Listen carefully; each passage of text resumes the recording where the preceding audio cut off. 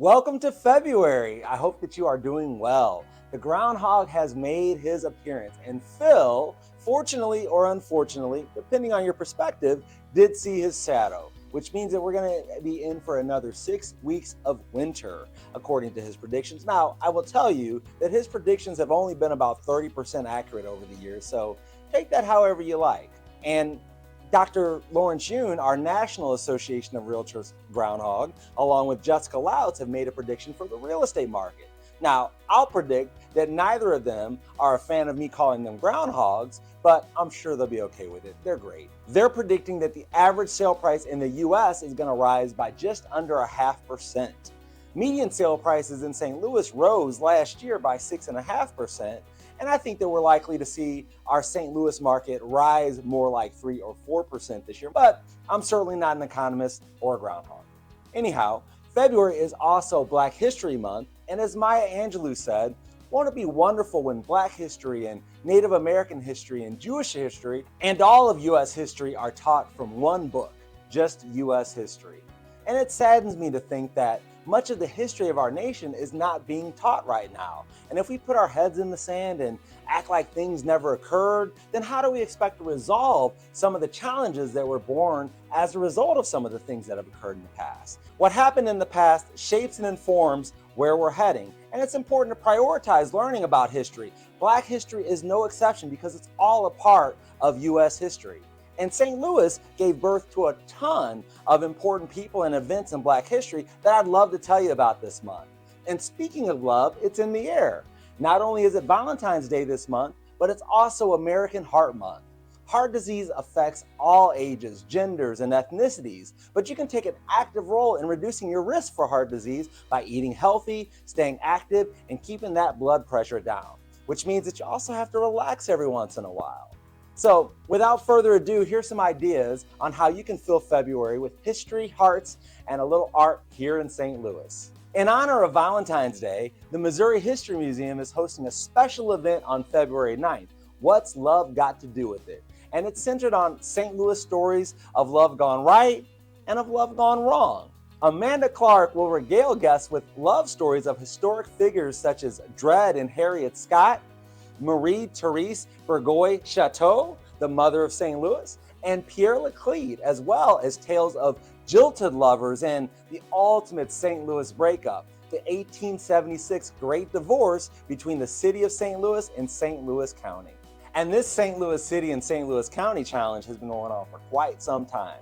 I remember I was at a real estate event in Jefferson City and I was looking through, they've got a lot of things sort of posted along. And I remember seeing a newspaper from, it had to have been the early 1900s that talked about a possible St. Louis City and St. Louis County merger. This is like 100 years ago and we're still talking about that. We need to work together so that we can all get together and come together because that's going to be more effective and more powerful for us to act as a region instead of as a city and as a separate county.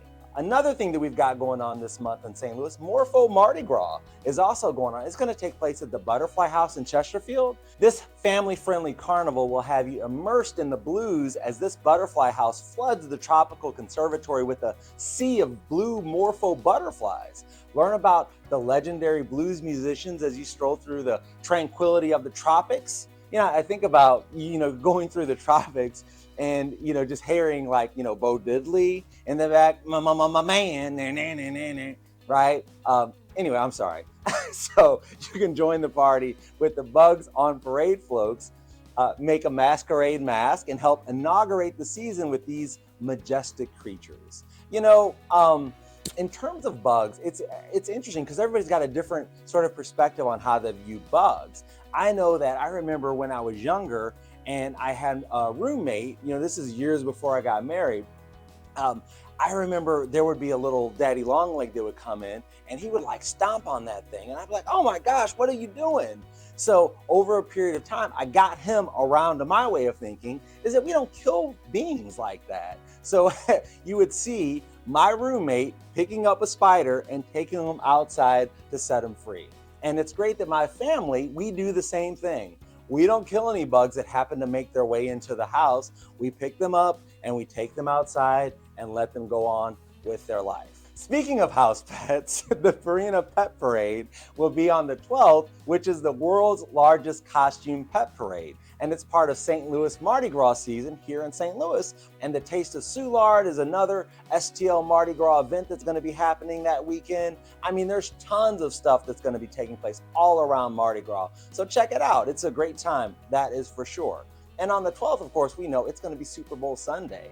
And the halftime show is going to be Rihanna, which I can't wait to see. And of course, the game is going to be amazing because our own home state Kansas City Chiefs are going to be playing the Philadelphia Eagles. Now, you might know or not, I happen to be a Denver Bronco fan, but this weekend I am rooting for the home state team.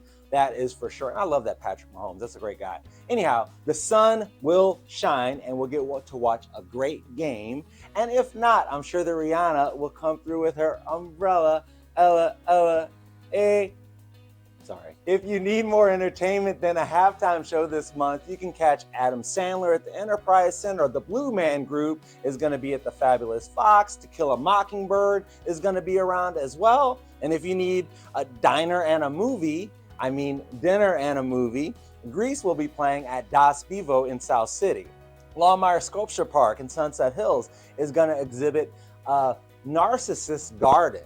This immersive installation consisting of almost 1,000 spheres of highly polished, reflective mirrored surfaces presents itself as a human-made garden, acknowledging and embracing the inherent narcissism in the viewer's desire to see themselves reflected within it.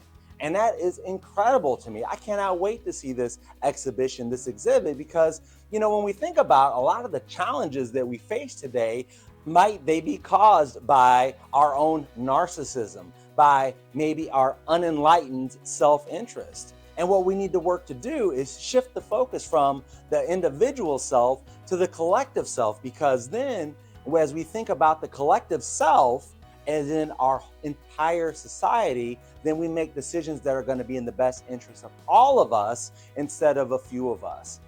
Speaking of spheres, the Mayor's Ball will be held at the Midway in Union Station, and it's going to include some fine cuisine, cocktails, dancing, and entertainment. And of course, our fabulous Mayor, Tashara Jones, is going to be on hand as well. And this charitable event is hosted by the Mardi Gras Foundation, and the proceeds are going to community grants for the Soulard and downtown communities. They've been doing it since 2003. It's incredible.